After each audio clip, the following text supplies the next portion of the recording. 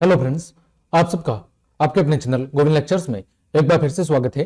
तो कैसे हो आप सब? उम्मीद करता हूं आप सब अच्छे होंगे और आप सबकी पढ़ाई भी अच्छी चल रही होगी। तो कक्षा 9 विज्ञान विषय के महत्वपूर्ण प्रश्नोत्तर की सीरीज में आज हम बात करेंगे अध्याय 7 जीवों में विविधता के महत्वपूर्ण परीक्षा उपयोगी प्रश्न की।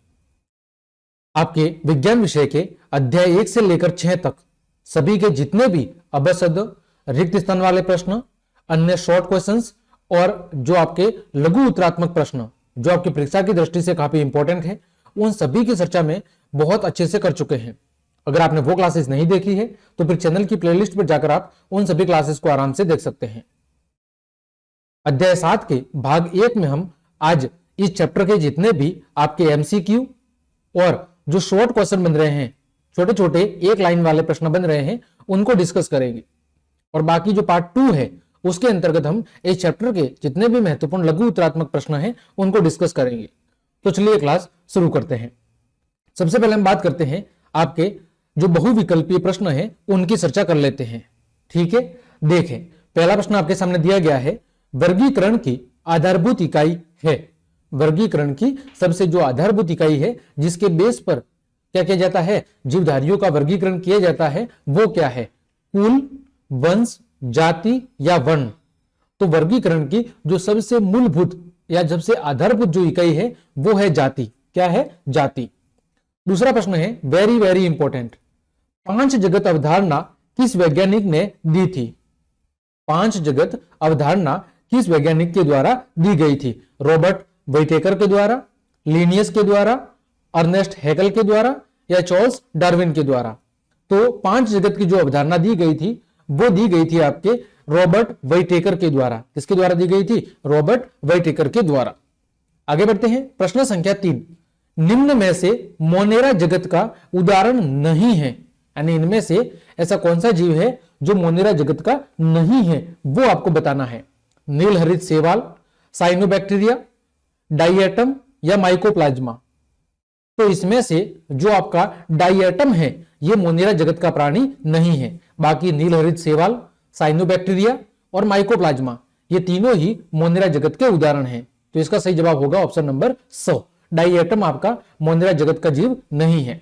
आगे बढ़ते हैं दोस्तों, प्रश्न संख्या 4, निम्न में से मोनेरा का सदस्य है।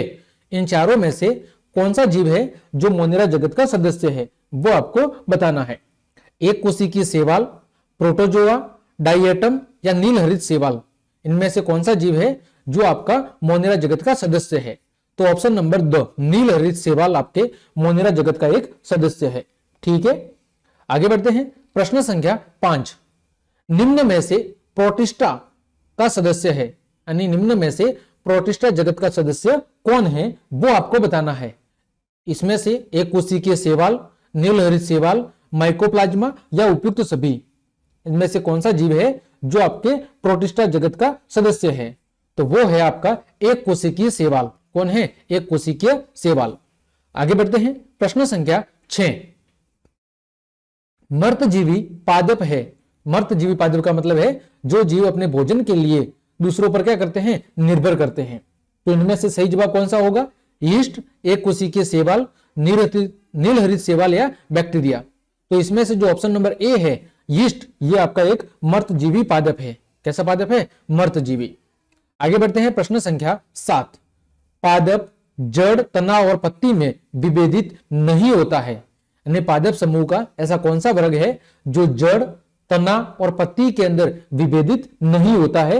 वो कौन सा समूह है? तो वो है आपका थैलोफाइटा समूह। थैलोफाइटा समूह के जितने भी पादप है वो जड़, तना और पत्ती के अंदर विभेदित नहीं होते हैं। बाकी ब्रायोफाइटा, टेरिडोफाइटा के जो पादप हैं, इस वर्ग या जगत के जो पादप है वो जड़, तना और पत्ती के अंदर विभेदित होते हैं। प्रश्न संख्या 8, निम्न में से क्रिप्टोग्रामी नहीं है। इनमें से कौन सा जो पादप है जो कि क्रिप्टोग्रामी नहीं है? पाइनस, मॉस, मार्केसिया या फर्न? तो जो पाइनस है ये क्रिप्टोग्रामी नहीं है। ठीक है, आगे बढ़ते हैं, प्रश्न संख्या 9, फेनरोगैम कहलाते हैं। फेनरोगैम किसे कहते हैं? टेरिडोफाइटा वर्ग के पादप को, ब्रायोफाइटा वर्ग के पादप को, टेरिडोफाइटा वर्ग के पादप को या जिम्नोस्पर्म वर्ग को? तो जो जिम्नोस्पर्म पादप के जो वर्ग है उनके जो पादप होते हैं उन्हें कहते हैं फेनरोगेम। ठीक है, इन सभी को मैंने चैप्टर की व्याख्या के दौरान बहुत अच्छे से समझा रखा है। आपसे रिक्वेस्ट है एक बार चैप्टर की व्याख्या वाली क्लास जरूर देखें। आगे बढ़ते हैं। छिद्र युक्त जीवधारी है, प्रश्न संख्या 10 है, छिद्र युक्त जीवधारी कौन है? इन चारों में से साइकोन, स्पॉन्जिला या यूपेक्लेक्ट्रिला, इन तीनों में से अंदर छिद्र युक्त जीवधारी कौन से हैं? तो इसका सही जवाब है ऑप्शन नंबर 2, उपयुक्त सभी, साइकोन, स्पॉन्जिला और यूपेलैक्ट्रिला, ये तीनों ही जीव आपके छिद्र युक्त जीवधारी है। आगे बढ़ते हैं। प्रश्न संख्या 11, सिलेंटेरेटा फाइलम का जंतु है, सिलेंट्रेटा फाइलम का जंतु है, तो वो कौन सा है इन चारों में से? वो है आपका सी एमिनोन। कौन सा है? सी एमिनोन। आगे बढ़ते हैं। प्रश्न संख्या 12, फाइलम प्लैंटीहेल्मिन्थीज का जंतु है, फाइलम प्लैंटीहेल्मिन्थीज वर्ग का जंतु कौन सा है? तो वो है आपका ऑप्शन नंबर 2, टैप वर्म। कौन है? Tap worm. प्रश्न संख्या 13, ऑर्थोपोडा फाइलम का उदाहरण है, ऑर्थोपोडा फाइलम का उदाहरण कौन सा है? तो इन चारों में से जो मकड़ी है वो आपके ऑर्थोपोडा फाइलम वर्ग की जंतु है या उदाहरण है इसका। आगे बढ़ते हैं। प्रश्न संख्या 14, वेरी वेरी इंपॉर्टेंट, निम्न में से मोलस्का फाइलम का जंतु है, मोलस्का फाइलम वर्ग का जंतु कौन सा है? तो वो होगा आपका ऑक्टोपस। कौन सा होगा? ऑक्टोपस।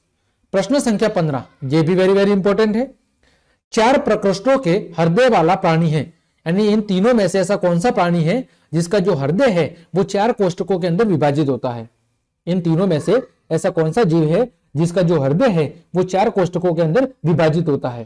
तो उल्लू का भी हृदय 4 कोष्ठकों में विभाजित होता है, चिंपैंजी का भी 4 कोष्ठक में और कुत्ता का भी। तो ऑप्शन नंबर 2 आपका सही जवाब है। उल्लू, चिंपैंजी और कुत्ता, इन तीनों ही प्राणियों का जो हृदय है वो 4 कोष्ठक के अंदर विभाजित होता है, और मानव का भी होता है, 2 आलिंद और 2 नीले। प्रश्न संख्या 16, बेलेनोग्लोसस जंतु है, बेलेनोग्लोसस जंतु है, ये कौन सा जंतु है? तो ये आपके प्रोटोकॉर्डेट संघ का जंतु है। बेलेनोग्लोसस जो जंतु है वो प्रोटोकॉर्डेट जंतु है। आगे बढ़ते हैं। प्रश्न संख्या 17, यह महत्वपूर्ण प्रश्न है, जीवों के नाम की वैज्ञानिक पद्धति प्रतिपादित करने वाला वैज्ञानिक कौन था? जीवों के नाम की वैज्ञानिक पद्धति प्रतिपादित करने वाला वैज्ञानिक कौन है? यानी जीवों के जो नाम है उनको वैज्ञानिक नाम देने का काम किसने किया था? तो वो किया गया था कैरोलस लिनियस के द्वारा। किसके द्वारा? कैरोलस लिनियस के द्वारा। ये इंपॉर्टेंट प्रश्न है, आप अच्छे से तैयार कर ले। प्रश्न संख्या 18, जल स्थलचर वर्ग का उदाहरण है, इन तीनों में से जल स्थलचर जो जल में भी रहता है और स्थल में भी रहता है उस वर्ग का उदाहरण कौन सा है? सैलामेंडर, टोड और मेंढक। तो उपरोक्त सभी ये तीनों ही जो जीव है ये जल स्थलचर है, यानी जमीन पर भी जिंदा रह सकते हैं और आपके जल के अंदर भी। प्रश्न संख्या 19, मगरमच्छ के हृदय में कक्ष होते हैं, मगरमच्छ के हृदय के अंदर कितने कक्ष होते हैं? तो कितने होते हैं? 4 होते हैं। प्रश्न संख्या 20, अंडे देने वाला स्तनपायी जंतु कौन सा है? अंडे देने वाला स्तनपायी जंतु कौन सा है? व्हेल, कंगारू, इकिडना या चूहा? तो इसका सही ऑप्शन है ऑप्शन नंबर 100, इकिडना। ये एक अंडे देने वाला स्तनपायी जंतु है। प्रश्न संख्या 21, फंजाई कवक में निम्न में से बनी कोशिका भित्ति पाई जाती है, यानी फंजाई कवक के अंदर जो कोशिका भित्ति है वो किस पदार्थ की बनी होती है वो आपको बताना है। तो वो बनी होती है आपकी काइटिन नामक पदार्थ की। किसकी बनी होती है? काइटिन की। प्रश्न संख्या 22, लाइकेन निम्न के सहजीवी संबंध से बनते हैं। लाइकेन है वो किनके सहजीवी संबंध से बनते हैं? तो लाइकेन आपके मोनेरा और फंजाई जगत के जो जीव हैं उनके आपस में सहजीवी संबंध से बनते हैं आपके लाइकेन। प्रश्न संख्या 23, पादप जगत का उभयचर कहलाते हैं। वेरी वेरी इंपॉर्टेंट, पादप जगत का उभयचर किन्हें कहते हैं? तो पादप जगत का उभयचर कहते हैं ब्रायोफाइटा वर्ग के पादपों को। किसको कहते हैं? ब्रायोफाइटा संघ या वर्ग के पादपों को पादप जगत का उभयचर कहते हैं। प्रश्न संख्या 24, जिम्नोस्पर्म पादप है, इन तीनों में से, चारों में से जिम्नोस्पर्म पादप का उदाहरण कौन सा है? साइकस, मार्सिलिया, रिक्सिया या अल्वा? तो साइकस आपका जिम्नोस्पर्म पादप का उदाहरण है। प्रश्न संख्या 25, किस संघ के प्राणी स्पंज के नाम से जाने जाते हैं? किस संघ के प्राणी स्पंज के नाम से जाने जाते हैं? तो जो पोरीफेरा संघ के जो प्राणी हैं उन्हें स्पंज के नाम से जाना जाता है। प्रश्न संख्या 26, चपटे कर्मी का उदाहरण है, इनमें से चपटे कर्मी का उदाहरण कौन सा है? तो जो आपका प्लेनेरिया है, ये चपटे कर्मी का क्या है? उदाहरण है प्लेनेरिया। अगला अभ्यास संख्या 27, जंतु जगत का सबसे बड़ा संघ कौन सा है? Very very important. तो जंतु जगत का जो सबसे बड़ा संघ है वो है आपका ऑर्थोपोडा संघ। कौन सा संघ है? ऑर्थोपोडा संघ। तो इस प्रकार हमने आपके लगभग 27 महत्वपूर्ण जो एमसीक्यू थे अभ्यास वाले प्रश्न उनको डिस्कस कर लिया है। आगे बढ़ते हैं महत्वपूर्ण रिक्त स्थान वाले प्रश्न। पहला प्रश्न है, कवक में खाली जगह की बनी हुई कोशिका भित्ति पाई जाती है। कवक के अंदर किस पदार्थ की बनी हुई कोशिका भित्ति पाई जाती है? तो कवक के अंदर जो कोशिका भित्ति होती है वो बनी होती है काइटिन नामक पदार्थ की।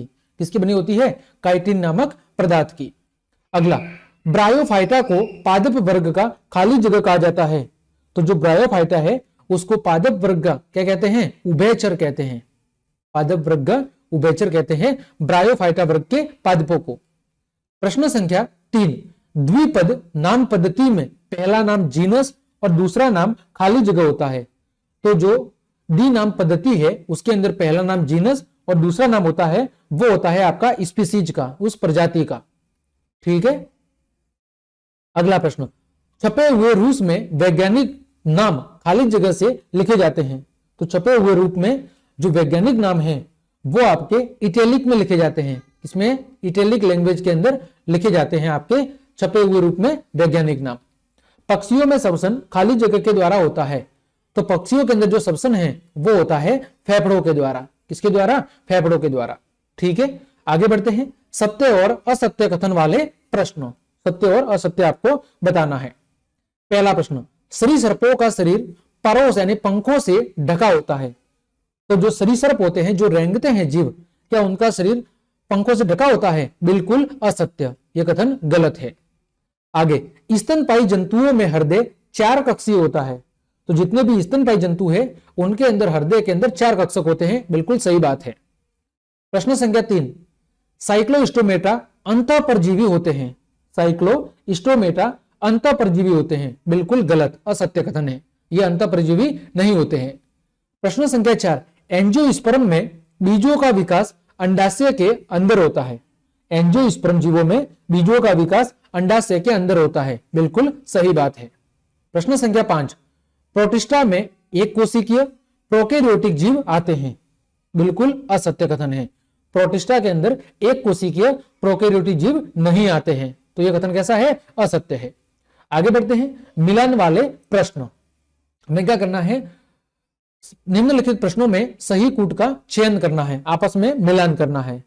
पहले भाग में दिया हुआ है, एक भाग में लिखा है वर्ग और दूसरे भाग में लिखा है उससे संबंधित उदाहरण। तो आपको सही के साथ मिलान करना है। थैलोपाइटा वर्ग का आपका जो जीव है, जो पादप है, वो कौन सा है? थैलोपाइटा। तो थैलोपाइटा से संबंधित है जो उदाहरण है वो है आपका अल्वा। कौन सा है? अल्वा। फिर है ब्रायोफाइटा, ये कौन सा है? फ्यूनेरिया। फिर टेरिडोफाइटा, टेरिडोफाइटा से संबंधित कौन है? मार्सिलिया। और जिम्नोस्पर्म से संबंधित कौन है? पाइनस। ठीक है, ये जो पादप वर्ग है थैलोफाइटा, ब्रायोफाइटा, टेरिडोफाइटा और जिम्नोस्पर्म, इनका आपस में संबंधित से मिलान करना था। आगे बढ़ते हैं प्रश्न संख्या 2, ये भी मिलान वाला है। इसमें एक भाग में लिखा हुआ है लक्षण और दूसरे भाग में लिखा हुआ है वर्ग। छिद्रयुक्त शरीर, छिद्रयुक्त शरीर किसमें पाया जाता है? जो पोरीफेरा वर्ग के जो जीव होते हैं उनमें। चपटा शरीर किसमें पाया जाता है? निमेटोडा वर्ग के जीवों में। बेलनाकार शरीर वो पाया जाता है प्लेंटी हेलमिन्थिस वर्ग के जीवों में। और संगीत उपांग ये पाए जाते हैं ऑर्थोपेडा वर्ग के जीवों में। ठीक है, आगे बढ़ते हैं प्रश्न संख्या 3, एक भाग में लिखा है वर्ग, दूसरे भाग में लिखा है हृदय। पहला है प्रोटोकार्डेटा। तो जो प्रोटोकार्डेटा वर्ग के जो जीव है उनका हृदय होता है एक कक्षीय। फिर मत्स्य, मत्स्य जीवों का जो हृदय है वो होता है द्विकक्षीय। फिर जल स्थलचर, इनका हृदय होता है त्रिकक्षीय। फिर पक्षी, पक्षियों का हृदय होता है 4 कक्षीय। आगे बढ़ते हैं प्रश्न संख्या 4, इसी में दिया हुआ है एक भाग में सामान्य नाम और दूसरे भाग में वैज्ञानिक नाम। हमें सही के साथ मिलान करना है। पहला है उड़न छिपकली। उड़न छिपकली का जो वैज्ञानिक नाम है वो हमें बताना है। ठीक है, तो यहां पर नहीं दिया हुआ है। घरेलू छिपकली, घरेलू छिपकली का होता है एस्टीरियसिस। फिर तारा मछली, इसका होता है डेक्रो। फिर उड़न मछली, उड़न मछली का होता है एक्सोटिसिस, एक्सोसीटस। फिर बात है उड़न छिपकली, तो ये यहां पर ऑप्शन गलत छपा है। उड़न छिपकली का जो वैज्ञानिक नाम होता है वो मैं आपको बता देता हूं, वो होता है हेमी डेक्टाइलस। क्या होता है? हेमी डेक्टाइलस। ये होता है उड़न छिपकली का वैज्ञानिक नाम, हेमी डेक्टाइलस। ठीक है, ये थे आपके मिलन वाले प्रश्न। तो इस प्रकार हमने आज की क्लास में हमने आपके लगभग 27 प्लस इंपॉर्टेंट एमसीक्यू, ठीक है, इसके बाद हमने रिक्त स्थान वाले प्रश्न, इसके बाद हमने आपके सत्य असत्य वाले प्रश्न, सत्य असत्य वाले प्रश्न, और उसके बाद हमने मिलान चिन्ह वाले प्रश्न। इन महत्वपूर्ण जो छोटे छोटे प्रश्न आपके परीक्षा उपयोगी है उनको अच्छे से डिस्कस किया है। उम्मीद करता हूं सारे प्रश्न आपको समझ में आए होंगे और आपके लिए उपयोगी साबित होंगे। तो आज की क्लास को हम यहीं पे विराम देते हैं।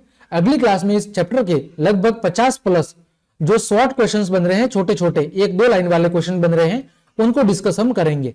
और उसके बाद हम इस चैप्टर के लगभग 50 के समथिंग जो आपके लघु उत्तरात्मक प्रश्न बन रहे हैं, ठीक है, जो 3 से 4 लाइन वाले प्रश्न हैं, उनको डिस्कस करेंगे। इस तरह इस चैप्टर को हम लगभग 3 पार्ट के अंदर बहुत अच्छे से कवर करेंगे। उम्मीद करता हूं आपके लिए क्लास उपयोगी साबित होगी। तो क्लास देखने के लिए आप सभी को धन्यवाद। यदि आपको मेरी क्लास और मेहनत पसंद आई है तो फिर लाइक, कमेंट, शेयर और सब्सक्राइब जरूर करें। आज के लिए इतना ही। जय हिंद, जय भारत।